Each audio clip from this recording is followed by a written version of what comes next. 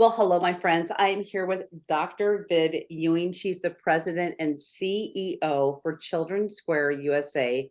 Viv, thank you so much for joining me today. Andy, I'm so glad to be with you and happy to share information about what's happening during the holidays here at Children's Square. Yep, so that's a great starting point. Let's just first talk briefly about Children's Square, the mission and who you serve, and then we'll kind of go into how people can contribute to the organization. Absolutely. Andy, Children's Square is 140 years old this month. We serve at-risk children and families. These are children and families who are facing trauma, children who've been neglected or abused, and children with mental health issues. We've been helping kids, as I said, for 140 years, and we're very proud to be a part of the metro area and the community.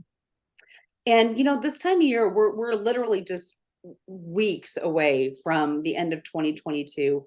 So hard to believe, but the need is 24/7, 365. But people just, it's the holiday season and the generosity, the spirit of generosity, people are looking at how to give back. So how can we as a community contribute back to Children's Square? What a great question. First of all, we appreciate generosity from the community. Ways that individuals can help is by one, making a financial donation at childrensquare.org, or you can call our office, or you can call me direct at 712-828-7454, and I can give you more information. But in terms of tangible items, we have lots of children who live with us because they cannot be at home with mom or dad or family, and they are here with us for the holidays. We have needs for the children because we want to provide them with presents over the holidays, things like earbuds, socks, t-shirts, underwear. We need full-size products for your hair and your body, like shower gel and lotion. We need items like tablets that have child cases on them, Nintendo Switch. We have basketballs that the young people want, sweatshirts or hoodies that the young people like to wear, MP3 players with all of the attachments. Children always want poster boards and colors, water bottles. Board games, believe it or not, are still popular with the children today. So many kids like to use their cell phone, but the kids here at Children's Square still like to use board games. One of the other unique items we need are noise reduction earmuffs for children who are sensitive to noises. So that's something we definitely need. We always need coats for children and boots as well. Wow, so many ways for people to give back, and thank you for that list. Is there a list on your website, or is there Yes, the list is on our website, and we are also a part of Amazon Smile. You can contact our list or access that either way. We're happy to help you do that if you're not familiar with how to do that. Yeah. And just in talking with other nonprofits too, I've actually asked the question, there are the necessities, which are so important, but around the holidays, sometimes, kids just want to get something that's fun.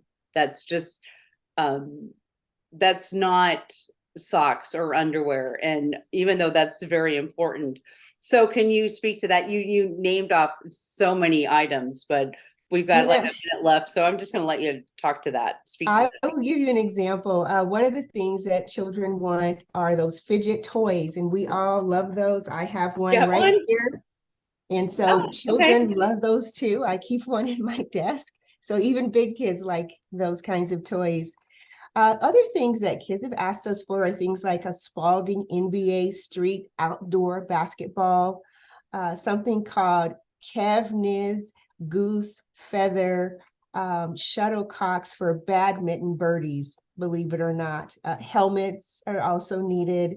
Pre-sharpened wood-cased 2HB pencils are needed because we have a school on our campus, first grade through 12th grade. Another item that is needed are mechanical pencils, medium point. And we also need pencil grips because we have kids that use pencils and we want them to be able to grip it. Even though it's a small item, it does make a difference here with the children that we serve. Things like water bottles that a child can have their name on. Those things make a difference for our children. Yeah. All right, Viv, thank you so much for joining me today. And again, I know Children's Square, 140 years. Oh my goodness. Yes. We're going to have more conversations about that in 2023. But I just appreciate you taking the time, sharing with us what some of the items the kids need and how people can give back before the end of the year, Viv. Well, thank you for this opportunity, Andy. And we are having a birthday celebration on December 7th at 1:30 here at our campus. So we invite the community to come out. Okay. Viv, thank you again. And folks, we will be right back.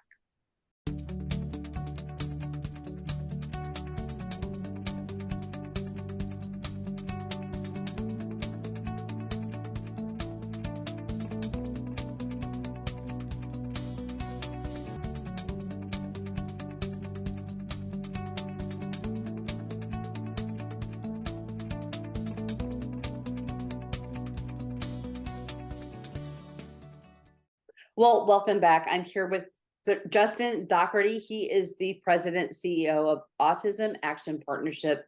Justin, it's so great to see you today.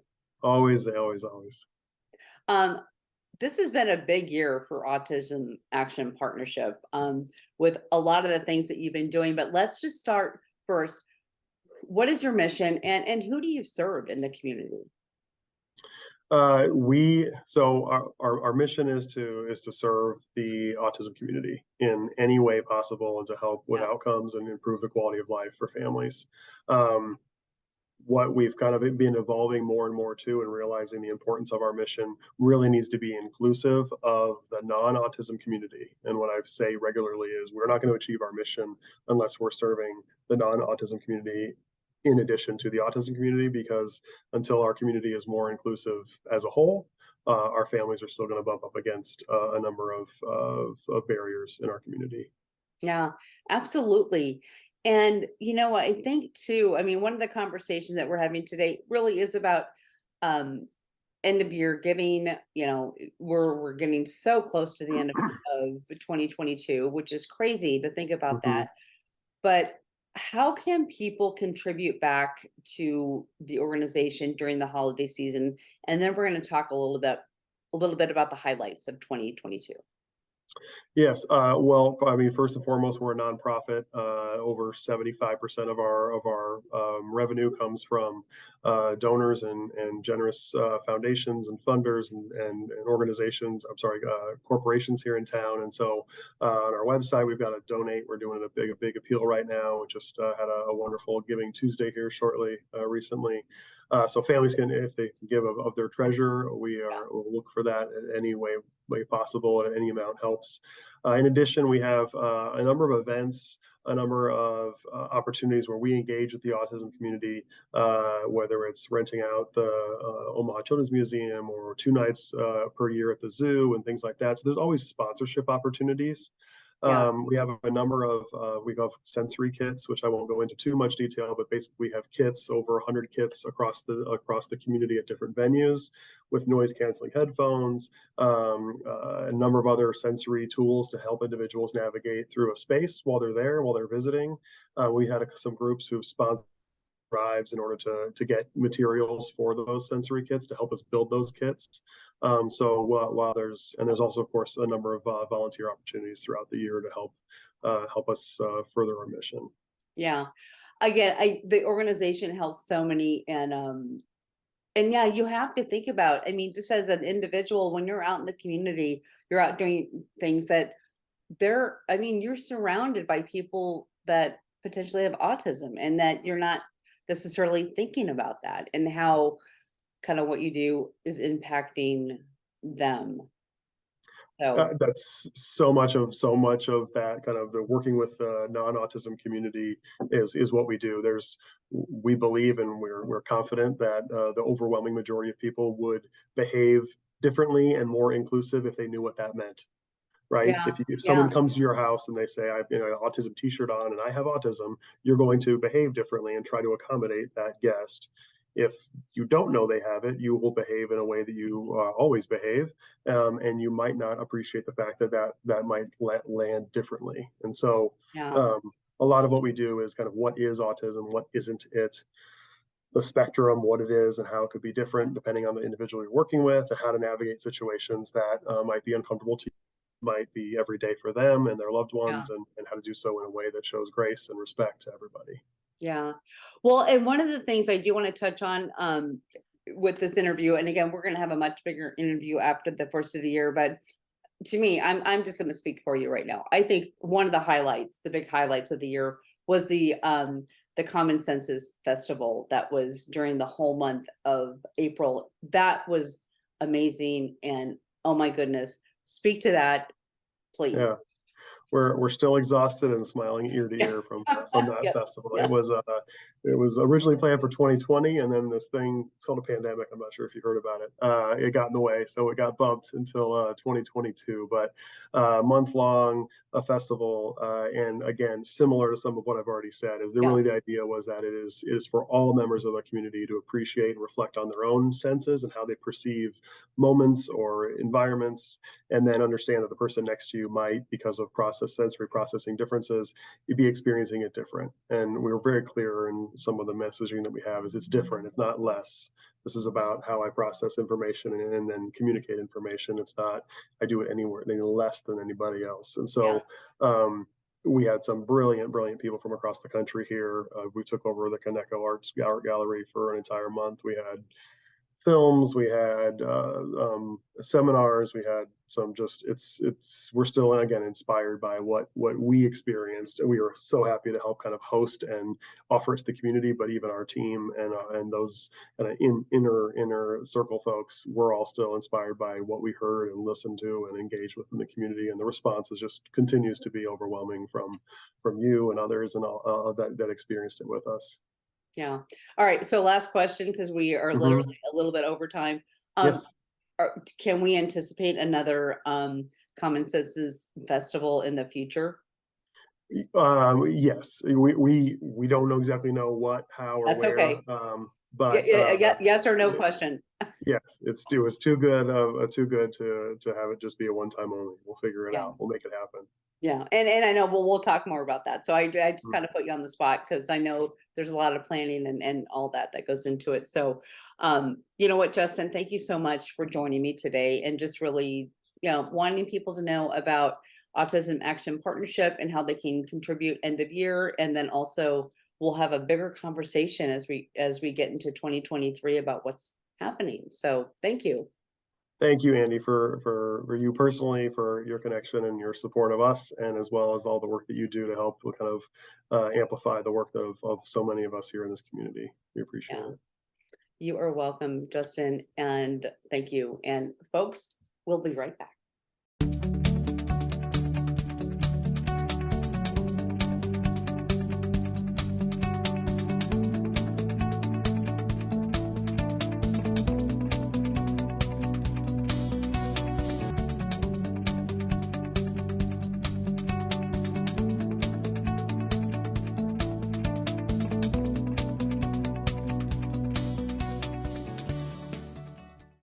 Well, my friends, I'm here with Nick Bartholomew. He is the Director of Development for the Siena Francis House. Nick, thank you so much for joining me today. Absolutely. Thank you for having me. So, like I said, this is a quick interview, but we really want to get just a snapshot of, I'm going to have you talk about the mission and then how people can contribute to the organization in the last, literally 2 weeks of the year. So the mission of Siena Francis House, go. Yeah. So, again, thank you so much for having us and allowing us to share our message and kind of push our process to your viewers. And so we really appreciate it and hope to check in often. But, Siena Francis House obviously is known for a lot of things. One being the fact that we truly create programs and serve hope for people experiencing homelessness. Yeah. So what that means to us is it started a long time ago with one building where we would just serve, women. Obviously, that program has now grown into men and women, alcohol and drug rehabilitation facility. We also offer now subsidized housing apartments for people in need with disabilities and the like. And then our cottages program, which are tiny homes, go online here this summer. So we've all been working very diligently to make sure that those programs kind of have a cohesive balance within our organization. So if you do start with our emergency shelter and you are working your way back towards positive housing outcomes for Mhm. us, we really want to be all encompassing. We really want Yeah. to, have all of those needs met in any way we can. So here we are towards the end of the 2022 season for us, and it is a hard push towards these last Sure. months of the year. Thanksgiving and Christmas are some of our biggest months, not only in the amount of people that we see on a daily basis, but also for the gifts and the volunteering that we receive. So the best way that we can help and ask for help right now is there's a daily needs list that we produce on our social medias. It can be anything from hand towels to twin sheets to Mm. cough drops and cough medicine, which is something that we desperately need right now. But also, again, volunteer help and volunteer services from our community is paramount. We feel that anything that we can get from people in these times when we're hitting the cold months is absolutely worth Yeah. almost double what people do at other times of the year. So for that, we can definitely invite you in to help us in our facilities. One of the major helps that you can give us is in our kitchen. We need help with kitchen prep, kitchen service, things of that nature. But again, any help is good help for the Siena Francis House this Yeah. summer. Well, absolutely. And again, this is a really quick conversation and it's coming to an end. But I just wanted to give our viewers and our readers just a snippet of how they can help Siena Francis House. But we will have a much bigger conversation after the first of the year and kind of look big picture and what are the needs? I mean, needs are 24/7, 365. Right. And there's so many ways to get involved and give back to this amazing organization that first of all helps so many people and honestly saves lives. That Absolutely. Yeah. I mean, that's really one thing that we pride ourselves on is, the living conditions, I Yeah. believe, are very, very above average, I guess, for what the people experiencing homelessness may or Yeah. may not expect from us. Yeah. But, 3 warm meals, safety and security, privacy, Yeah. ways to take showers and things like that. We really fit that bill and try to fulfill those needs, whatever they may be. All right, Nick, thank you so much. Happy holidays to you. And I'll see you back here in 2023. Absolutely. Looking forward to it. Thank you so much. Right. And folks, we'll be right back.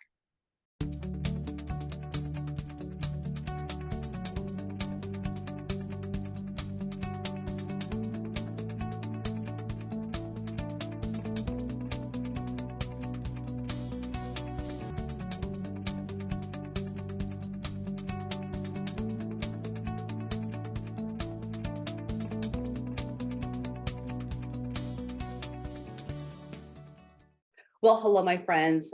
So happy to be here with Shauna Forsberg. She's the president and CEO of United Way of the Midlands. Shauna, first of all, so great to see you. Oh, it's great to see you too. We have a long history together, but it's been a while. So I know. Well, let's just first talk. I mean, we've got a kind of a quick chat here, but looking at end of year, how people can contribute. But United Way of the Midlands, just give us kind of an overview of what that is and who the organization serves. United Way, I think, is unique in that we really connect people with who want to help in the community with some programs that are really making a big difference for thousands in the metro. So our primary business is we work with over 600 organizations in town to raise money, and then we invest those dollars back into programs that help people right here in the Omaha Council Bluffs Metro. We also have a few direct service programs. So we run the 211 call center for the full state of Nebraska and most of Iowa. And then we run a program called Jobs for America's Graduates, which works with kids in the school system. So we do a variety of things, but at the end of the day, it's really about making it our community a better place for all. Well, and here's the big news, or the thing that I just find so, outstanding is 100 years. You're celebrating 100 years. Yeah, we're coming up on it. 23 is our 100-year anniversary. And I think it's just a testament to our community. We have a long heritage of people caring for each other, and we're just happy to be able to be stewards for that. We've got some amazing celebrations scheduled for next year across the community, and really look forward to celebrating this date with us, or I guess this year with us. Yeah, and I know we will have a bigger conversation after the first of the year, but Yeah. today, let's just kind of talk about as people, I mean, we're literally getting down to the few weeks before the end of 2022. So hard to believe. How can people contribute to the organization? What can they do? So yeah, fill us in on that. Yeah, so we have a year in giving program that people can donate if they'd like to get involved. We're fortunate, as I said, to have 600 companies that work with us, but there's also a lot of people that fall outside of that and want to make a difference. And so they can donate at unitedwaymidlands.org. We also have a really cool volunteer effort called Holiday Helpers, which we sign up people from all across the metro to provide time and talents within multiple not-for-profits in the community. So folks can simply go to unitedwaymidlands.org and check out all the different ways that they can invest and be part of our vibrant community. The holiday time frame, there's lots of people that need help. So it's a good time to raise your hand. Yeah, absolutely. Well, again, just knowing that we're looking at your 100-year anniversary coming up in 2023, and I know we'll have a lot of conversations around that. So again, this is just like a short, sweet conversation with you, Shauna. Again, so great to see you. I mean, any last things you want to say?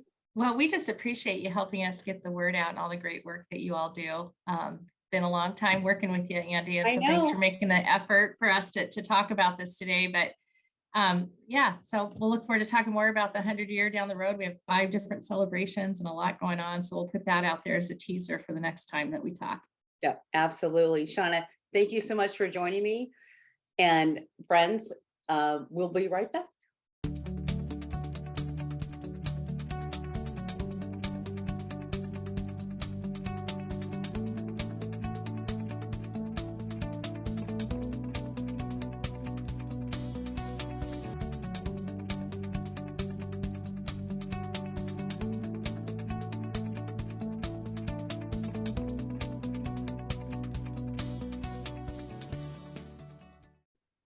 Well, my friends, I'm here with Joy Bartling. She is the Executive Director, Scattered Joy Acres. We're here to talk about end of the year giving. It's almost the end of 2022. Can you believe it? Joy, thank you for joining me. And let's just, let us know how we can contribute to your organization. So Scattered Joy Acres would love your support, being able to help with our youth program. As I have sat and met with Douglas County Sheriff officials and moms and dads who are, worried about where is our youth programs at, what do we do to help these kids that are on the streets to be able to do something? And we have a very successful program that is making huge feats. We just don't have enough oomph to keep it going and staff to do it. But if you could, help us support our programs, which we use animals to do that with, because animals are non-judgmental. You can catch all that on our website at scatteredjoyacres.org. And if you also want to come out, we have a live nativity walkthrough on December 17th that you could come out and help support as well. All right. Well, and then I'm going to, again, very quick interview, but the mission of Scattered Joy Acres is? Our mission is a place of rescue and a journey to peace. And we use our animals to do that. But now that our new location has given us out of the city, we don't hear the sirens and Able 1 flying over like it used to. We have a lot more of God's nature that we're able to hear. I have a owl. My grandmother always loved owls, and there's an owl that hoots in the tree every night. So it's really opened up to just, getting away from the fastness of the life right now. Like you said, I can't believe we're at the end of 2022 already. Where did it go? It flew by. So we would love your support in any way. Help one of our animals. We have animals that come in that are terminally ill or have situations. So we have lots of programs. So if you're an animal lover or a people lover, we can fit your donation any way you want it. All right, Joy, thank you so much. And I will tell you, the listeners, that we have a much bigger conversation going to be happening on Metro TV with Joy after the first of the year, so be sure to watch that. But again, end of year giving, Scattered Joy Acres. Thank you so much, Joy, and happy holidays. Merry Christmas. Thank you. Yes, same to you all.